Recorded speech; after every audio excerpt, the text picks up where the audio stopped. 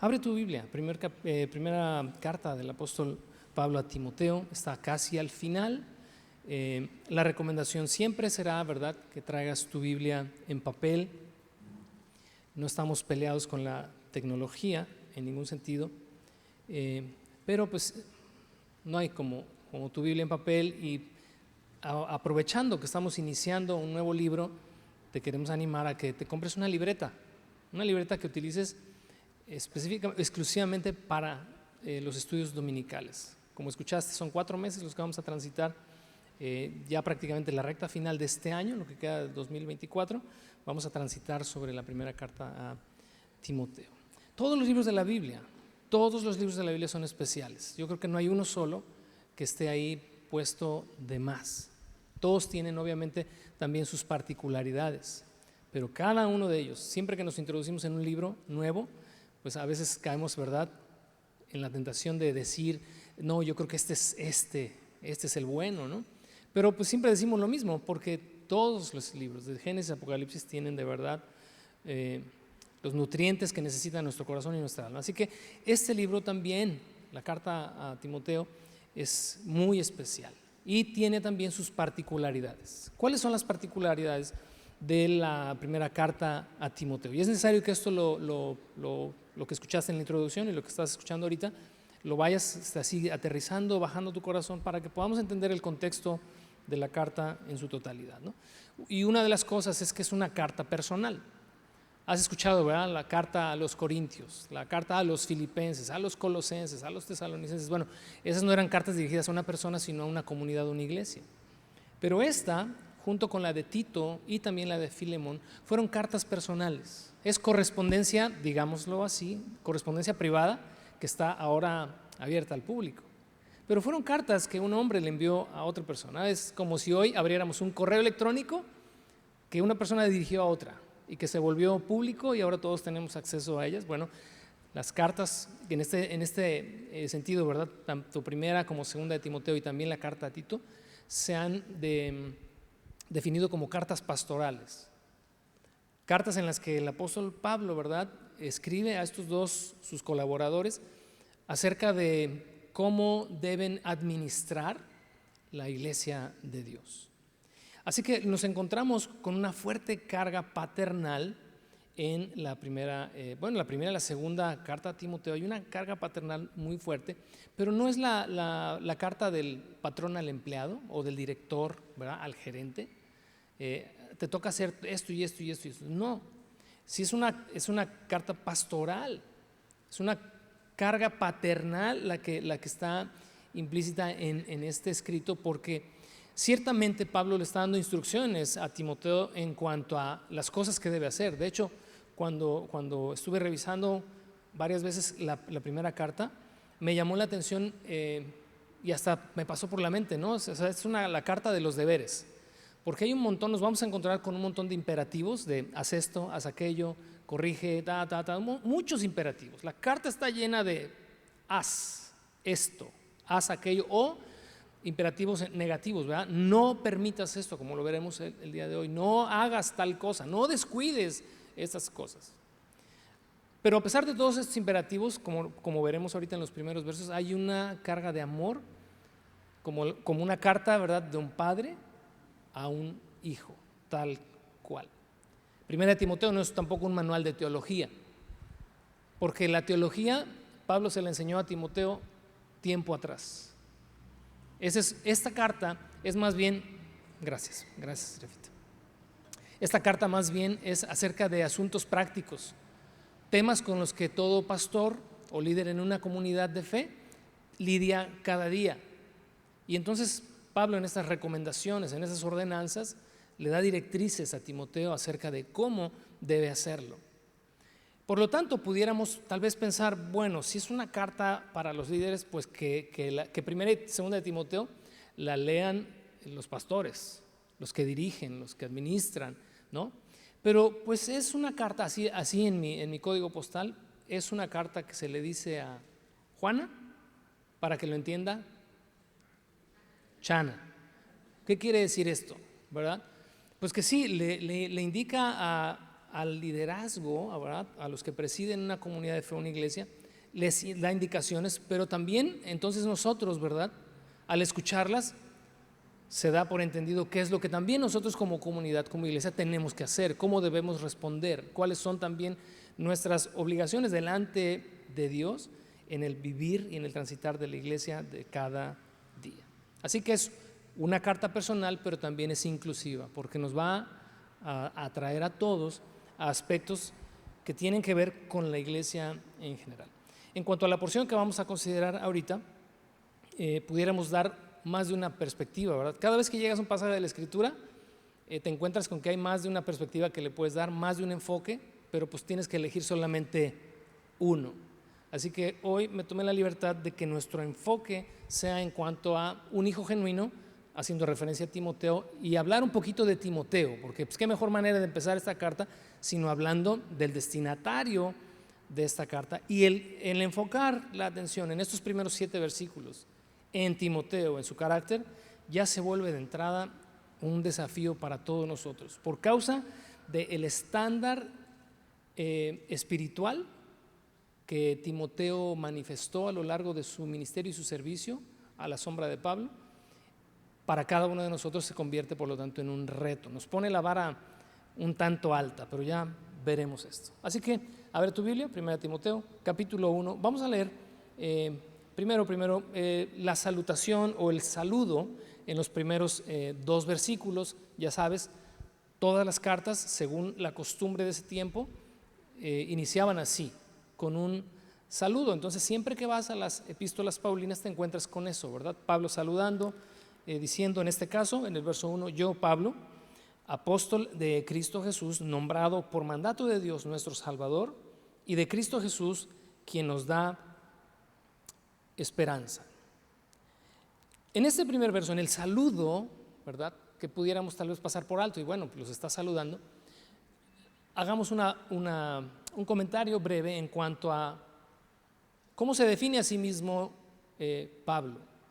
Como un apóstol, dice, nombrado por Dios nuestro Salvador y por Cristo, que es nuestra esperanza. Está poniendo de entrada, presentando, ¿verdad?, su identidad como una autoridad en los temas que se tratan, y como una autoridad también sobre la vida de Timoteo, y como una autoridad también sobre la iglesia de Éfeso, a la cual Timoteo está no presidiendo, pero sí liderando juntamente con los que estaban a cargo de la iglesia de Éfeso y corrigiendo algunas cosas que revisaremos en los versos 3 en adelante. Pero es importante este asunto, ¿verdad?, de quién es Pablo, porque a lo largo de los siglos, hasta el día de hoy, y en este lugar, como en muchas otras comunidades cristianas alrededor del mundo, pues tomamos los escritos de Pablo como, literalmente, como palabra de Dios, ¿no? Por eso está incluido en el canon que tú tienes ahí en tus manos, lo que llamas Biblia. Es un escrito apostólico y tiene una carga de autoridad muy fuerte, a la cual todos, ¿verdad?, creemos recibida de Dios, inspirada por el Espíritu, y nos sometemos a ella. Porque si pusieras en tela de juicio, como muchos a lo largo de los siglos han puesto, la autoridad paulina, pues entonces tal vez su escrito no sería inspirado, y si no es inspirado, pues entonces habría la posibilidad de que algunas de las cosas que nos indica, pues las pudiéramos hacer a un lado, por considerar que, ¿y él quién es para decirnos estas cosas? Sin embargo, como recordarás en el capítulo 9 del libro de los Hechos, y te voy a dar solamente así las citas para que después, si no conoces esa historia, la revises en la semana. Te va a tomar 10 minutos leer tal vez el capítulo 9 del libro de los Hechos, donde se relata la conversión de Pablo, antes llamado Saulo de Tarso. No te doy detalles, ahí está, para que veas el trasfondo de este personaje, que llegó a ser en el Nuevo Testamento finalmente la autoridad. Aún fíjate que no fue parte de los 12 discípulos o de los 12 apóstoles. La autoridad de Pablo fue respetada incluso por los 12, por causa de las cosas que Dios a través de Pablo hacía, pero también de las cosas que Dios revelaba a través de él, y que la iglesia, como leerás también en el libro de los Hechos, respetó. Así que tenemos aquí a un personaje que envía este saludo a este joven Timoteo. Y ahí en el verso 2 dice, le escribo esta carta a Timoteo, mi verdadero hijo en la fe. Cuando estaba leyendo y reflexionando en esta porción solamente, no dejé de imaginar que mientras Pablo escribía, podría en su rostro o en su gesticulación tener la expresión de un padre orgulloso de su hijo. ¿Has alguna vez manifestado una expresión así en cuanto a tus hijos? De lo orgulloso que te sientes, tal vez de un logro, o tal vez porque no sé, si lo ves aquí participar, o de repente lo escuchas que ora ahí a la hora de la comida y que lo hace de una forma espiritual, ya no quiero decir bonita, sino espiritual. ¿Cómo te sientes? ¿No? Como pavo real. O cualquier otra actividad, cualquier otra cosa que tal vez tus hijos hagan. ¿Sabes? Timoteo fue como la medalla que Pablo más exhibió de cualquier otra persona. Me atrevo a pensar que a los ojos de Pablo, ningún otro como Timoteo, mi verdadero hijo en la fe. No hay otra cosa en Pablo sino satisfacción de poder escribirle a este líder joven que había servido ya por muchos años a su lado, pero enviarle no una carta tal vez como la que envió Pablo a los Corintios. Primera de Corintios, por ejemplo, es una carta dura, sí con mucho amor, pero ves al apóstol Pablo exhortando por esto, por aquello, reprendiendo, todo con amor, con la finalidad de que la iglesia de Corinto reaccionara y se volviera al Señor y corrigieran. Pero cuando le escribe a Timoteo, este muchacho era literalmente un chico irreprensible. No tenía cola que le pisaran, sino todo lo contrario. No solamente no tenía nada malo que decir de él, sino que tenía que decir todo bueno de él. Por lo tanto, era su orgullo y su satisfacción escribirle esta carta. Ahora, hay un detalle interesante en esta expresión que llamó mi atención de verdadero hijo en la fe. ¿Qué significa o qué había en la mente de Pablo al momento de escribir y al definir a Timoteo como un verdadero hijo? De entrada pudiéramos, ¿verdad?, trasladarlo a un aspecto negativo y decir, bueno, si no es verdadero hijo, entonces es un hijo postizo. De hecho, pedí por ahí opinión de cómo llamarle no sé si está el banner, pero sí a la enseñanza de hoy, hijo legítimo, hijo postizo. Estaba yo ahí, pero dije, no, pues simplemente hijo legítimo, porque es lo que hoy estamos haciendo referencia en cuanto a Timoteo. Pero verdadero hijo, la palabra verdadero es gnesios, es una palabra griega, gnesios, que se deriva de un vocablo indoeuropeo, genu, que significa rodilla. Y entonces yo dije, bueno, ¿qué tienen que ver las rodillas con algo que es genuino? Y bueno, entonces investigué y fíjate que encontré algo interesante, que en la antigua Roma había un ritual para lo que hoy sería para nosotros ir al registro civil y darle el apellido a nuestros hijos. Cuando registras a tus hijos y le das tu apellido, vas al registro civil, ¿no? Bueno, en aquel tiempo no había registro civil y no eran las cosas como las son hoy, pero el ritual romano para la legitimación de un hijo era que cuando éste nacía se ponía en el suelo, es decir, se presentaba delante del padre en el suelo y el padre lo ponía después en sus rodillas, en sus genu. Cuando él lo ponía en sus rodillas, ese ritual representaba es mi hijo legítimo, le doy mi apellido, va a llevar mi nombre. En el tiempo de Pablo, genuino o verdadero, como se traduce en nuestras versiones al español, tiene esa connotación, ¿no?, de gnesios, que significa es hijo al cual yo he reconocido legítimo mío. Ahora, ¿por qué esta referencia en particular? ¿Por qué esta referencia que hace Pablo en cuanto a Timoteo? Bueno, pues vamos a ver un poquito acerca de este joven, ¿qué te parece? Vamos a descubrir algunas cosas interesantes. Muchas te las voy a dejar de tarea por causa del tiempo. Yo espero de verdad que hagas la tarea. Ya depende de ti si quieres enriquecer más tu experiencia con esta carta. Así que vamos al libro de los Hechos, por favor. Deja ahí, ponle ahí algo a tu Biblia, un separador, lo que sea, para que no pierdas 1 Timoteo. Pero vamos al libro de los Hechos, al capítulo 16. Y en el capítulo 16 es el momento en el que nos encontramos por primera vez a Timoteo en escena. Recuerda, el apóstol Pablo ¿cuántos viajes misioneros hizo el apóstol Pablo? Fíjate, voy a hacer algo como se está grabando y se va a quedar para la posteridad. ¡Qué bárbaros!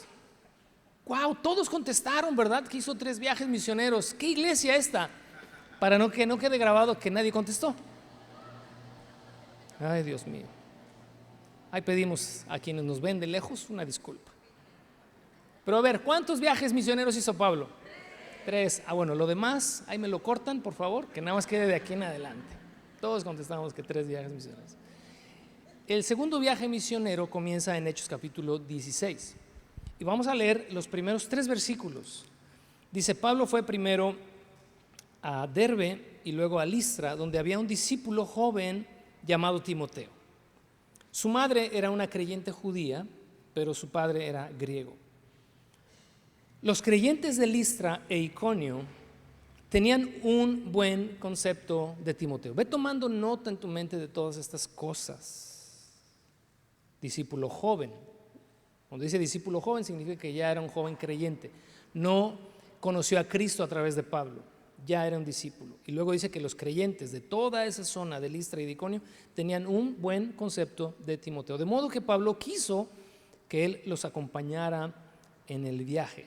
Por respeto a los judíos de la región, dispuso que Timoteo se circuncidara antes de salir, ya que todos sabían que su padre era griego. Luego fueron de ciudad en ciudad, enseñando a los creyentes que siguieran las decisiones tomadas por los apóstoles y los ancianos de Jerusalén, así que las iglesias se fortalecían en su fe y el número de creyentes crecía cada día.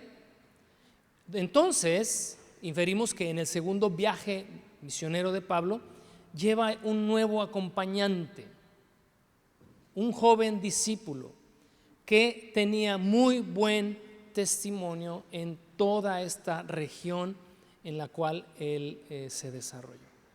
Ahora, la tarea en el capítulo 18, capítulo 19 y capítulo 20 del libro de los Hechos, es decir, 2 capítulos más adelante, te encuentras con que Timoteo es un activo miembro del equipo de Pablo.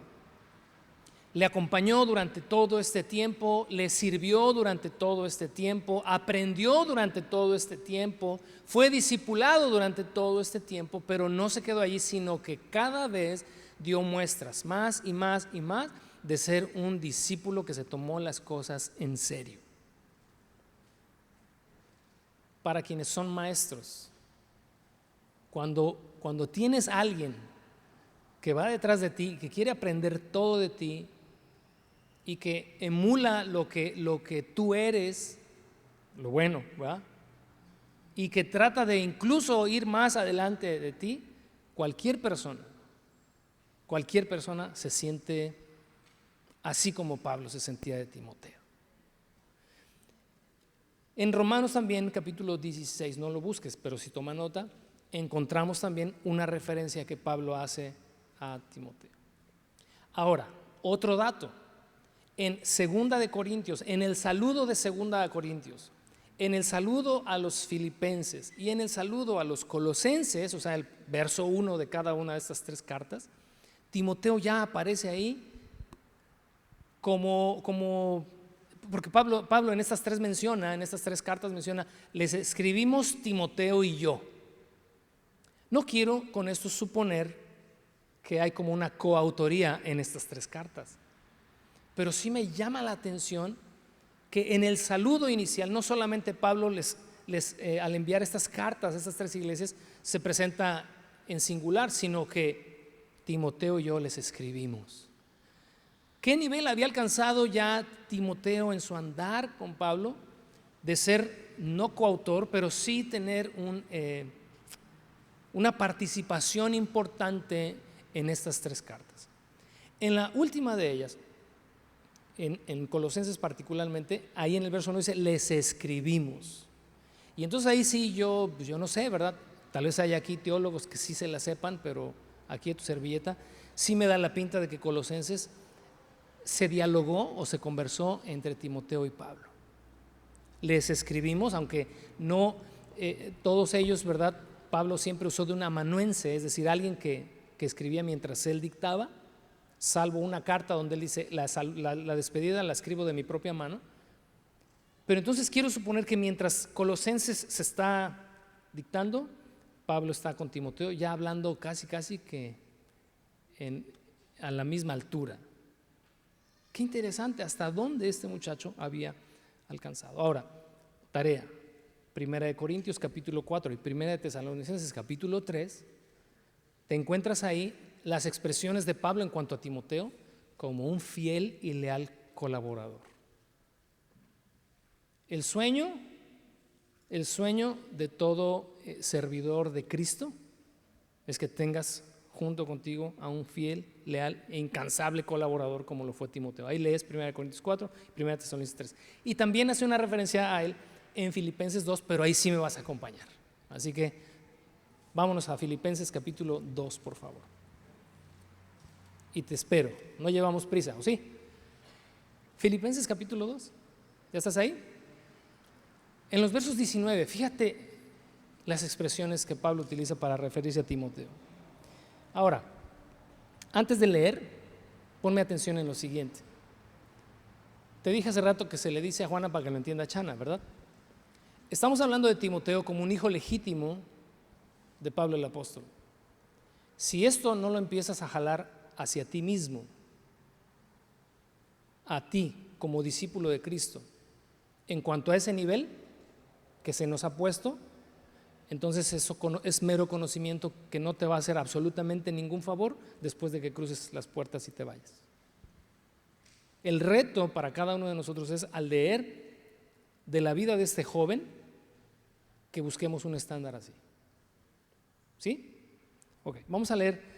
Ay, qué silencio, da miedo. Filipenses capítulo 2, verso 19. Dice, en el título, según la Biblia que está diciendo, dice Pablo le hace una encomienda, Pablo encomienda a Timoteo. Dice, si el Señor Jesús quiere, acuérdate que Pablo le está escribiendo a los filipenses, espero enviarles pronto a Timoteo para que los visite. Así él puede animarme al traerme noticias de cómo están. Checa el verso 20. No cuento con nadie como Timoteo, quien se preocupa genuinamente por el bienestar de ustedes.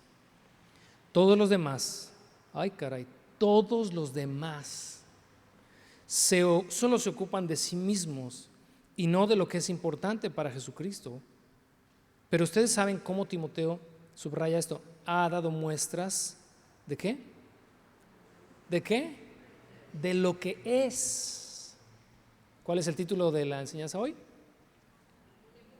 Hijo legítimo. Dice el verso, continuamos, pero dice, como un hijo con su padre, él ha servido a mi lado en la predicación de la buena noticia. Espero enviarlo a ustedes en cuanto sepa lo que me sucederá aquí, y el Señor me ha dado la confianza que yo mismo iré pronto a verlos. No quiero ni pensar lo que otros que colaboraban también con Pablo sintieron cuando esta carta se leyó. Él es el único en quien puedo confiar plenamente. Todos los demás, no está en una desacreditación de mala onda, pero cuando dice todos los demás se preocupan por sí mismos, por sus asuntos y no por lo que es de Cristo. O sea, sí están aquí, pero no están. Pero él, como un hijo con su padre, ha estado siempre ahí y puedo confiar plenamente en él. ¿Quién sabe si se sintieron todos los demás como los hermanos de José cuando lucía su vestimenta de colores? ¿Recuerdas? Este hijo de Jacob. ¿Tuviste un nerd en tu clase? ¿En la secundaria, en la prepa? ¿Hubo un nerd? ¿O tú fuiste el nerd? ¿No? Yo cuando estaba pensando en esto me acordé de uno, fíjate, no lo recordaba desde la secundaria, pero incluso me acordé hasta de su nombre y hasta gordo me cayó ya. Porque nos caía mal, la verdad es que nos caía mal a los que no éramos propiamente aplicados ni estudiosos. Pero era el nerdito, ¿no? Iba a decir su nombre, pero capaz de que algún día lo escuchan. Allá donde esté en la NASA trabajando, ¿no? Que se van de haber robado los rusos seguramente. Pero el cuate era un cerebrito, estábamos en segundo de secundaria, o primero de secundaria, me acuerdo, en el 85.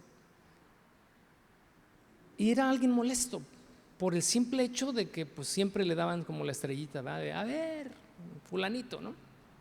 Y todo lo sabía, y todo el resto, pues ya te imaginarás. Cuando tú lees esto, te das cuenta que el nivel del discipulado no del discipulado, sino del discípulo que fue Timoteo, entiendes por qué la expresión allá en el verso 2 del capítulo 1 de 1 Timoteo es mi verdadero hijo en la fe. Que creo que lo que quiere decir es que exponía las mismas cualidades espirituales y morales de Pablo. Es como si dijera, en nadie me reflejo mejor que en este joven. Era un verdadero descendiente del apóstol Pablo porque manifestaba el mismo carácter. Encontró finalmente, como decimos por ahí, la horma de su zapato en el buen sentido. Encuentro a alguien en quien confiar. Ahora, la pregunta, antes de continuar en el pasaje de 1 Timoteo, es ¿cuán serio nos hemos tomado nosotros el ser discípulos?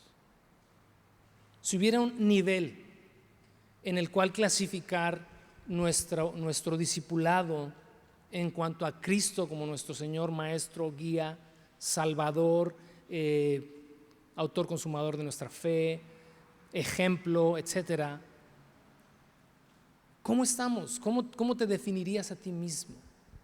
No comiences a definir al de enfrente, al de atrás, a tu esposo, a tu esposa, sino a ti mismo. ¿Será que el Señor puede decir de ti y de mí, mi verdadero hijo en la esfera de la fe? Este es mi verdadero hijo porque veo mi mismo carácter, mi misma esencia. Pensé cuando reflexionaba en esta satisfacción que Pablo tenía por Timoteo, también pensé en esta satisfacción que Dios mismo mostró por Cristo. Cuando Jesús está siendo bautizado, ¿qué es lo que dice esta voz en el cielo? Es el mismo sentimiento de satisfacción, de orgullo, de este es mi hijo amado en el que tengo complacencia. Escúchenlo a él. Porque nadie en el universo expresa mejor mi carácter, mi esencia, que él. Bueno, en la vida cristiana el objetivo es el mismo. Lo mencionó Alex hace un momento, Efesios capítulo 4, verso 15, que es como nuestro verso lema, pero no puede quedarse en un verso lema simplemente así de manera subjetiva y no baje al corazón de que el objetivo en la vida cristiana es que nos parezcamos cada vez más a Cristo. Un hijo genuino, un hijo legítimo, transmite de alguna manera la misma esencia, en este caso, de Cristo. Así que tenemos, yo creo que tenemos un gran reto delante de nosotros para que podamos considerarnos verdaderos hijos, verdaderos discípulos, no solamente hijos por la fe. Muchos creo somos hijos por la fe. Creemos en Cristo y somos hijos de Dios por la fe. Pero la pregunta es si somos también hijos de Dios por la semejanza. Son dos cosas diferentes. ¿Sí me explico, verdad? Son dos cosas diferentes. Vamos al verso siguiente. Y bueno, terminemos, perdóname, el verso 2.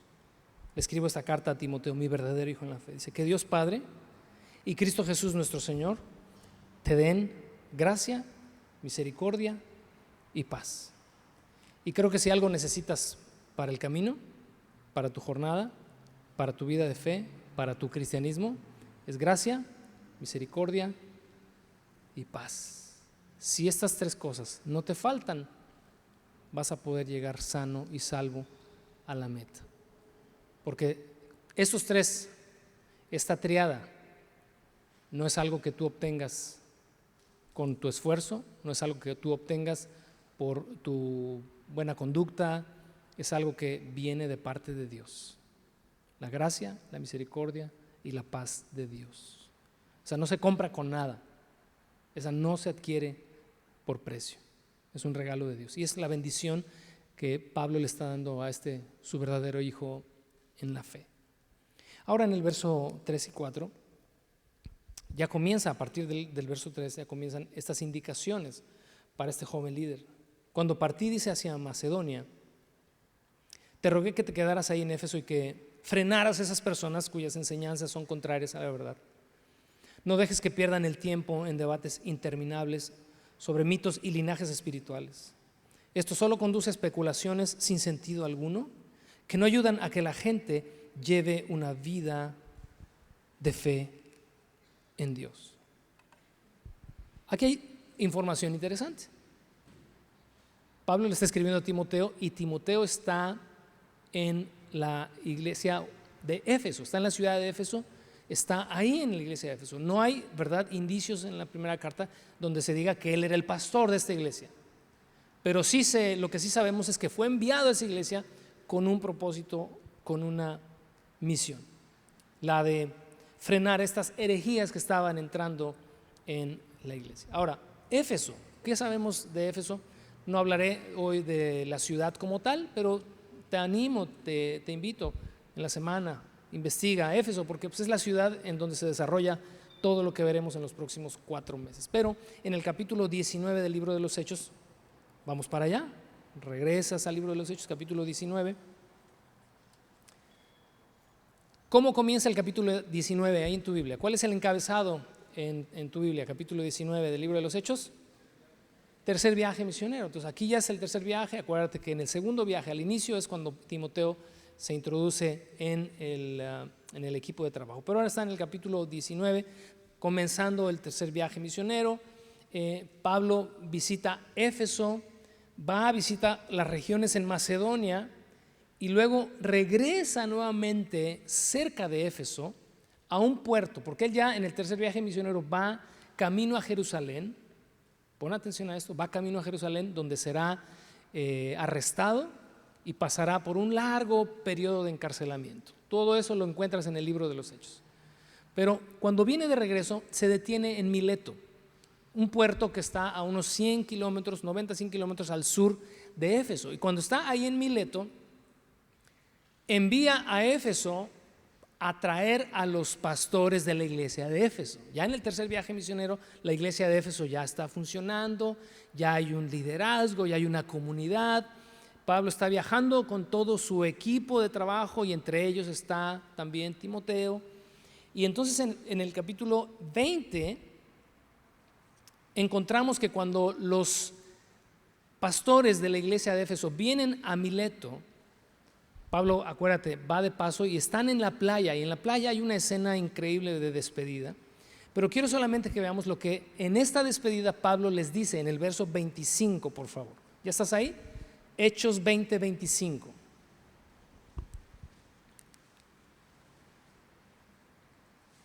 ¿Ya estás ahí? Ok, en el verso 25, cuando Pablo está hablando con los pastores de la iglesia de Éfeso, le dijo: y ahora sé que ninguno de ustedes, a quienes les he predicado del reino, volverá a verme. Declaro hoy que he sido fiel. Si alguien sufre la muerte eterna, no será mi culpa, porque no me eché para atrás a la hora de declarar todo lo que Dios quiere que ustedes sepan. Verso 28. Entonces, cuídense a sí mismos y cuiden al pueblo de Dios. Alimenten y pastoreen al rebaño de Dios, su iglesia comprada con su propia sangre, sobre quien el Espíritu Santo los ha designado líderes. Y hasta ahí todo está bien en la exhortación, pero observa el verso 29. Sé, no dice me imagino, supongo, ¿verdad? Deduzco, sé que después de mi salida Vendrán en medio de ustedes falsos maestros como lobos rapaces y no perdonarán al rebaño. Incluso algunos hombres de su propio grupo se levantarán y distorsionarán la verdad para poder juntar seguidores. Verso 31. Cuidado. Recuerden los 3 años que pasé con ustedes, de día y de noche, mi constante atención y cuidado, así como mis muchas lágrimas por cada uno de ustedes. Y ahora los encomiendo a Dios y al mensaje de su gracia, que tiene poder para edificarlos y darles una herencia junto con todos los que Él ha consagrado para sí mismo. Y la despedida continúa, y ya en el capítulo 21 Pablo sigue adelante en su viaje hacia Jerusalén. Pero qué interesante esta porción, en la que por alguna razón, que yo supongo revelación del Espíritu, en la iglesia de Éfeso se iban a levantar falsos maestros para distorsionar la verdad y acarrear gente hacia sí mismos. Bueno, si regresas a 1 de Timoteo, es precisamente lo que pasa. Tiempo después, años más adelante, pasa mucho tiempo, porque el encarcelamiento de Pablo, su viaje a Roma, toma muchos años. Ahora, cuando regresas acá a 1 de Timoteo, ya está sucediendo lo que Pablo predijo en Hechos capítulo 20. Ya se levantaron maestros, dice, que distorsionan la verdad. ¿Y quién crees que es la persona idónea para corregir esas cosas? Timoteo. Sin entrar en detalles en todas las cuestiones que pudieron haber sucedido ahí, lo que llama la atención es lo que se describe ahí como enseñanzas contrarias a la verdad. Estos mitos judíos atribuye verdad a todas estas enseñanzas rabínicas. Hay mucha literatura rabínica adicional a la Torá o a la Escritura, lo que conocemos como el Antiguo Testamento, que se desarrolló durante siglos. Muchos de ellos incluso revuelven la esencia, ¿verdad?, del judaísmo con cosas esotéricas. Hay una mezcla y también conceptos, interpretaciones que no tienen nada que ver con Dios ni con su palabra, como ha pasado en todos los tiempos, como sigue sucediendo el día de hoy también. Y obviamente, como dice el versículo central de 1 de Timoteo, que la iglesia es columna y baluarte de la verdad, el deber de todo pastor, de todo maestro de la palabra, y creo yo que el deber de todos nosotros siempre es defender a capa y espada la verdad de Dios, por encima de todo y por encima de todos. Con esto nunca puedes negociar. Con lo que está escrito no se puede negociar. Mira, nos vamos a caminar por temas espinosos en 1 de Timoteo. Hay un par de temas que le platicaba yo a alguien y le decía, no sé honestamente al momento de abordarlos cómo abordarlos, porque son temas espinosos. Ya llegaremos allá. Es más, la próxima semana, en el tema de la próxima semana, nos vamos a dar cuenta de algún temita por ahí interesante. Pero aquí está, y si la verdad es blanca, pues es blanca. Y si en el mundo hay grises, hay colores, hay lo que quieras, si la verdad dice es blanca, es blanca. Y tenemos que defender la verdad. Y entonces, en ese sentido, regresando ahí al verso 3 y 4, dice, cuando partías a Macedonia te rogué que te quedaras ahí en Éfeso y que frenaras a esas personas cuyas enseñanzas son contrarias a la verdad. No dejes que pierdan el tiempo, no dejes que pierdan el tiempo en debates interminables sobre mitos, linajes espirituales. Ya sabes que en el judaísmo el tema de la descendencia y de los linajes y de dónde vienes ha sido todo un tema a lo largo de los siglos. Dice, no permitas que se pierda el tiempo en esas cosas, porque solamente conduce a especulaciones sin sentido alguno. Híjole, ¿sabes qué me gustaría hoy? Como que aquí dijera, y eso es que, ¿verdad?, en lugar de los linajes y las genealogías, el triste YouTube, que a veces sirve para dos cosas. De repente ves cada cosa ahí y luego te la reenvían. Pastor, ¿ya vio lo que dice aquí el YouTube? Y pues, ¿cómo te lo explico pues? No me asusta lo que se enseña en cuanto a las cosas que contradicen la verdad. Lo que me asombra es el grado a veces de ignorancia que hay en muchos de nosotros, para todavía suponer que muchas de esas cosas son ciertas. Cuando tenemos aquí, mira, quien se traga todo es porque no ha comido esto. ¿O no? No puedes defender algo que no conoces. No puedes defender una verdad en la cual no te has sumergido. Un discípulo de Cristo ama la palabra de Dios. Bueno, vamos, porque si no aquí nos atoramos.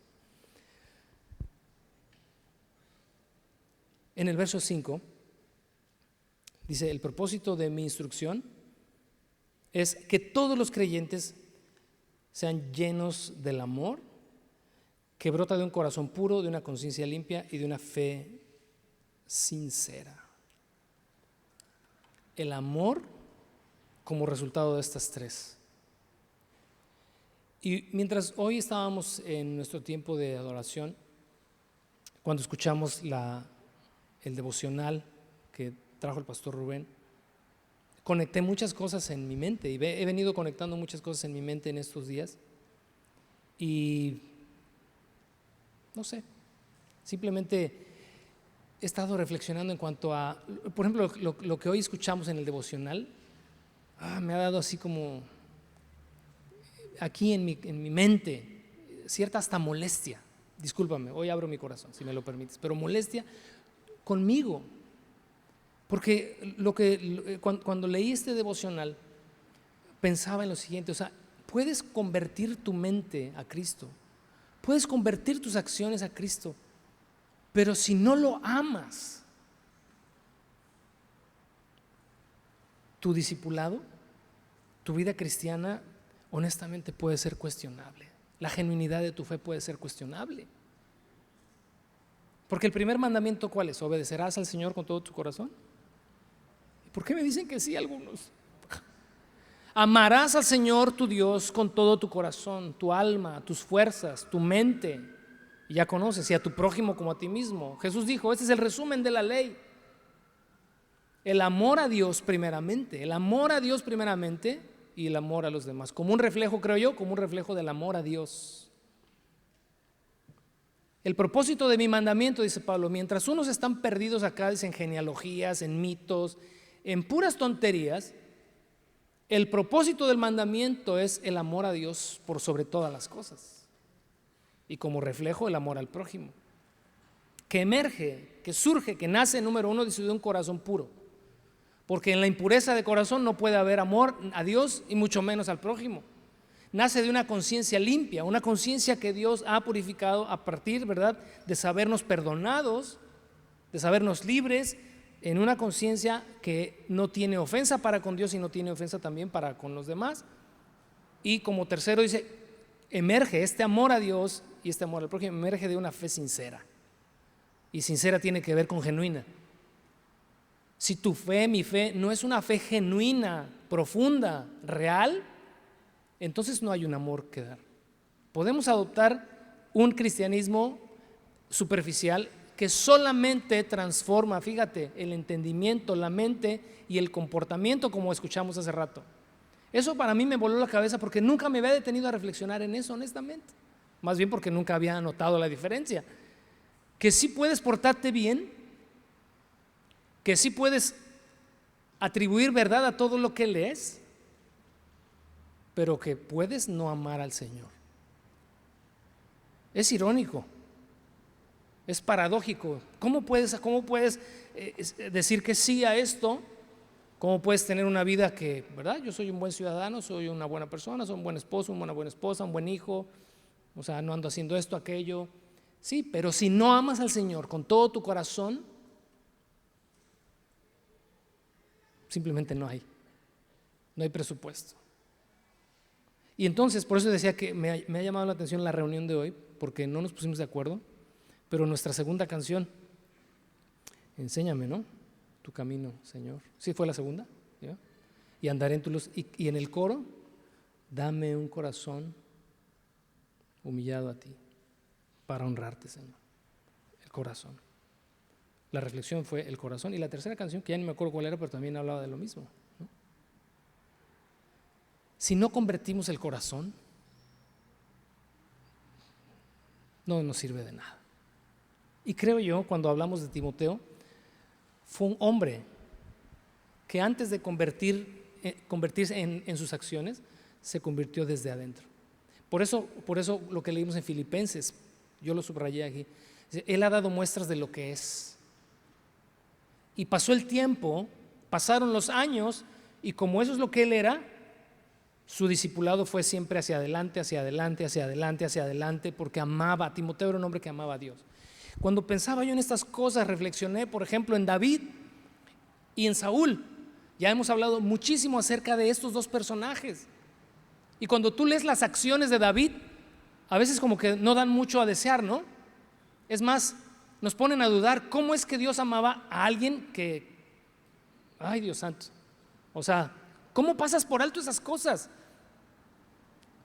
Saúl sí cometió sus errores, pero creo honestamente que si los comparas con los de David, digo, si yo fuera Dios, pero ¿va? Al que yo le doy cuello es a David. Y al otro le digo, bueno, no lo vuelvas a hacer, regrésate y haz la misión a la que te envié. ¿Cuál es la diferencia entre estos dos personajes? Y lo hemos referido más de una vez. El amor, nada más. No las acciones. No te estoy diciendo con esto que hagas de tu vida lo que quieras. Es el amor que David era un hombre apasionado por Dios. Convirtió su corazón. Después, como resultado, se convirtió su mente y sus acciones también. Pero de verdad, qué profundidad hay en esto de poder vivir nuestra vida cristiana sin amar a Dios. Pero pues como eso es algo que no se ve, con el hecho de que te portes bien, de que participes, de que sirvas, de que desarrolles un ministerio, o sea, esas cosas no es que esté, ¿verdad? No estén de más, no están de más. Pero aquí hay un tema más profundo. Propósito del mandamiento, dice el verso 5, es el amor que emerge, que surge, que es el resultado de un corazón puro, una conciencia limpia y una fe sincera. La meta no es solo la ortodoxia, ¿no? Una buena o sana doctrina, esa no es la meta, sino que esa verdad, esa ortodoxia derive del amor. Y entonces versos 6 y 7, para terminar, dice, pero algunos no lo entendieron, dice Pablo. Algunos no entendieron esto. Algunos se quedaron cortos, no alcanzaron a ver, no alcanzaron a entender de qué se trata la vida cristiana. Y tal vez algunos hoy todavía no alcanzamos a entender y a ver de qué se trata la vida cristiana. Pudiéramos tal vez pensar que el hecho de que ahora creemos otras cosas, eso como me ha llamado la atención de verdad, y en mis pensamientos es como, no sé, como si me rascara adentro los pensamientos estas verdades o estas cosas y me incomodan. Porque digo, ¿cuál es la diferencia entre una persona que cree una cosa y otra que cree otra cosa? Antes tenías tal vez otra religión y ahora dices, no, es que ahora soy cristiano. ¿Y luego? ¿Eso qué significó? ¿Eres salvo por lo que crees? Es que antes tenía una teología así y ahora tengo una teología así. Por eso ya soy salvo, porque ahora creo estas cosas. ¿Eres salvo porque crees esas cosas? Lo dudo. A estas alturas de mi vida, honestamente, dudo que una persona sea salva por cambiar de teología. No somos salvos por cambiar de teología. Es porque somos salvos porque nos encontramos con Cristo y ahora le seguimos y le amamos. Creo que la vida cristiana se tiene que resumir en esto: le amamos, le amamos, le amamos. Por eso cantábamos hace rato, ¿verdad? Ayúdame a amarte. Ya me acordé de la tercera canción. Así quiero amarte, así como tú me amaste, así quiero amarte. Y yo estaba tejiendo en mi cabeza todas estas cosas y dije, creo que quieres decirnos algo a todos, que tenemos que amarte, porque si no te amamos, no hemos ni siquiera recibido tu amor. Lo leyeron hace un ratito, ¿verdad? Lo leyó Poli. Nosotros le amamos a Él porque Él nos amó primero. Entonces, si no hay un amor genuino de nuestra parte hacia Él, el amor de Dios todavía no ha aterrizado en nuestros corazones. Por eso dice aquí el verso 6, dice, pero algunos no entendieron y andan en su cristianismo, andan perdidos, dice, porque están ocupados en genealogías, en mitos interminables que no llevan a ningún lugar, no aportan a la fe en Dios. Pudiéramos pasarnos toda la vida estudiando, de congreso en congreso, de primeros pasos, segunda milla, tercera, cuarta, a la baja 1000 si tú quieres. Pero si eso no produce o provoca en nosotros amar a Dios, no nos sirve de nada. 1 Corintios 13 habla del amor, ¿no? Pero no es este amor sentimental del que habla Pablo. Está hablando primeramente de nuestro amor a Dios, porque ese es el primero, el que va por delante. Si hago esto y aquello, doy mi cuerpo para ser quemado. Esas son estas contradicciones, estas ironías que dices, ¿cómo es posible que alguien pueda hacer todas estas cosas sin amor? Se puede.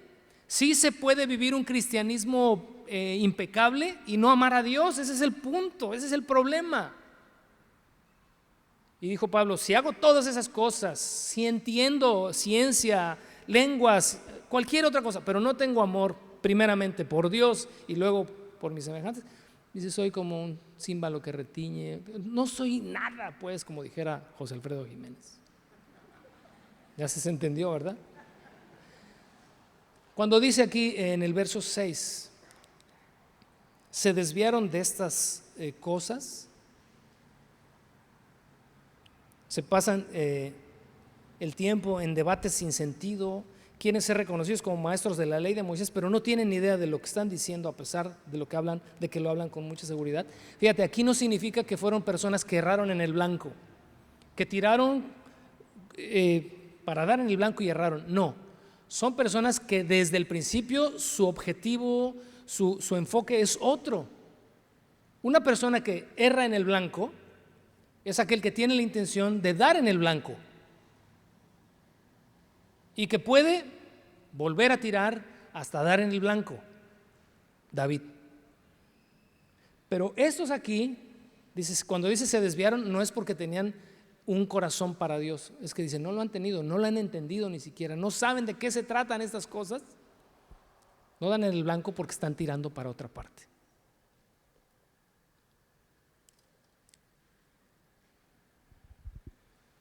¿Cuál es nuestra responsabilidad?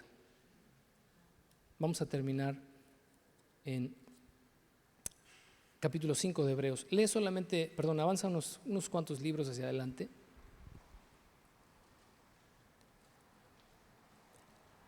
La palabra de Dios es la única que nos puede transformar. La palabra de Dios es la única que puede limpiar nuestros corazones, nuestras conciencias, y la única que puede llevarnos, como escuchamos hoy en el devocional. Si no pusiste atención al devocional por alguna razón, te perdiste por ahí o no lo captaste bien, con mucho gusto te lo enviamos, de verdad. Es más, para todos los que están ahí, yo me comprometo mañana que se envíe en el Semilla Noticias, en el teléfono, se los vamos a enviar, porque creo que estaría muy bien que lo masticaras otra vez, ya con este contexto de lo que estamos leyendo. Y en el capítulo 5 hay una exhortación muy fuerte que se hace en los versos 11 al 14, donde dice el escritor, nos gustaría decir mucho más sobre este tema, dice, pero es difícil de explicar, sobre todo porque ustedes son torpes espiritualmente y tal parece que no escuchan. Hace tanto que son creyentes que ya deberían estar enseñando a otros. En cambio, necesitan que alguien vuelva a enseñarles las cosas básicas de la palabra de Dios. Son como niños pequeños que necesitan leche y no pueden comer alimento sólido, pues el que se alimenta de leche sigue siendo bebé y no sabe cómo hacer lo correcto. El alimento sólido es para los que son maduros, los que a fuerza de práctica están capacitados para distinguir entre lo bueno y lo malo. Permíteme terminar con la siguiente reflexión. Dice aquí al final, el alimento sólido es para los que son maduros, los que a fuerza de práctica están capacitados, a fuerza de práctica, para distinguir entre lo bueno y lo malo. Hace unos días le platiqué a alguien acerca de otra persona y no me acuerdo cómo salió ahí el asunto. ya me acordé por qué salió. Pero me refería a alguien más que conozco, un amigo. Y él me decía, cuando yo estudié en la secundaria, en la preparatoria, en mi carrera técnica, yo no era el que solemos nosotros definir como inteligente, como mi compa este que te digo, que no necesitan ni estudiar para el examen porque se les da, ¿no? O sea, simplemente traen otra cosa aquí adentro, traen otro chip y con mucha facilidad sacan su 10. Pero el resto de los mortales como tu servidor, si quieres sacar un 10, tienes que machetearle muy, muy duro. Entonces este amigo mío me decía, yo fui una persona de 9 y 10. Dice, pero no lo fui porque fuera brillante o inteligente. Porque muchos de mis compañeros me decían, dice, contestaban con tanta facilidad. Y yo decía, ¿cómo pueden contestar sin estudiar? Porque venían de la fiesta. Y yo me pasé 3, 4, 5 días sin dormir para estudiar para este examen y obtener la misma calificación excelente que ellos. Y entonces, pues bueno, la conclusión ahí es que unos tenemos que ser macheteros y a otros se les da. Hay personas que a veces es fácil identificar que aman a Dios, no les cuesta trabajo, que son hombres disciplinados, mujeres disciplinadas en la oración, se les da de forma natural. Tal vez como Timoteo, porque yo no quiero que te vayas frustrado el día de hoy, ¿verdad? Porque vas a decir, no, pues que Timoteo es otro nivel. Y como obtengo ese nivel, yo ya nací con otro chip, ¿no? Yo soy indisciplinado, yo no oro, yo no leo la Biblia, me estoy durmiendo ahorita que está este hombre predicando. ¿Qué hago? Hay una exhortación que leemos aquí en Hebreos 5 y es donde el escritor, yo creo que es Pablo, quién sabe, pero el escritor está diciendo que todos estos que ya ha pasado el tiempo, tendrían que estar en un nivel ya de maestros enseñando a otros. Y les exhorta por igual, indistintamente de que tengas la capacidad natural o no la tengas. Y entonces el verso 14, el alimento sólido es para los que son maduros, los que a fuerza de práctica,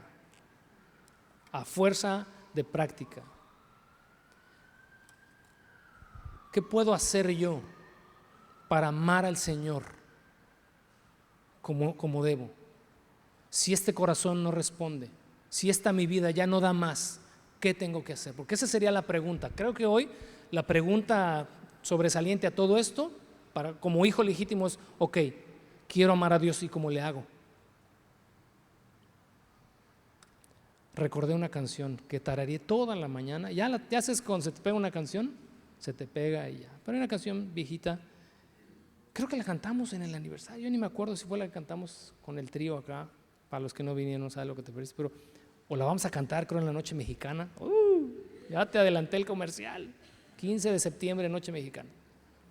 Pero hay una canción viejita que se llama Dame un nuevo corazón, que te alabe noche y día. Dame un nuevo corazón. ¿Te acuerdas de esa canción? Híjole, para los que somos de la vieja escuela, esa está de rásgate las vestiduras, honestamente. Ya se me quieren salir las cocodrilas. ¿Por qué? Porque si no tenemos un corazón para amar a Dios, no lo vas a obtener haciendo más ministerio, no lo vas a obtener leyendo más, no lo vas a obtener pidiéndolo. Dios, dame un nuevo corazón. Y hay una promesa en la Escritura: les daré un corazón nuevo y un espíritu nuevo, dice el Señor. El saludo con el que comenzó es: la gracia, la misericordia y la paz sean sobre ti. Es porque no depende de ti, pero si lo quieres, pídelo y Dios te lo va a dar. Ponte de pie. Gracias por aguantar una hora. Ay, Dios mío, gracias de verdad.